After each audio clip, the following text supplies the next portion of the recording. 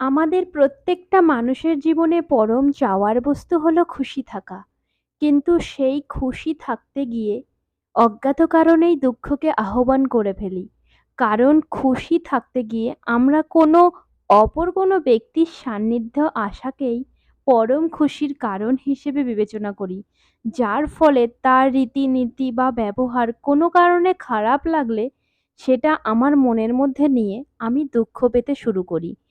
কিন্তু এটা ভেবে দেখি না যে আমার খুশি আমার নিজের মনের মধ্যেই থাকে। অন্য কোনো ব্যক্তির ওপর ডিপেন্ড হলে অবশ্যই আমার সেটা দুঃখের কারণ হয়েই দাঁড়াবে।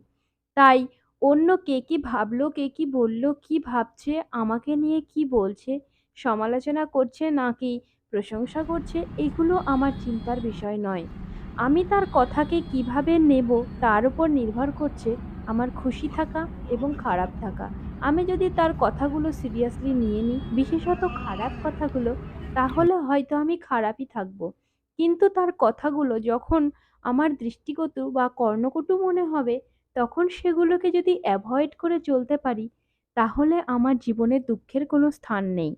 কারণ আমি আমার মনকে নিয়ন্ত্রণ করতে পারবো। ফলে কেউ আমাকে দুঃখ দিতে পারবে না। কারণ যে খারাপ কথা বলবে তার সান্নিধ্যে না যাওয়াই ভালো। নিজেকে কন্ট্রোল করে নিজের মতো করে চলাই সবথেকে উত্তম। আর আমি আমার মনকে অবশ্যই ভালো রাখতে পারি। তার জন্য অন্যকে প্রয়োজন পড়ে না, বা অন্যের ওপর ডিপেন্ডেন্ট হওয়ার তো প্রয়োজনই পড়ে না।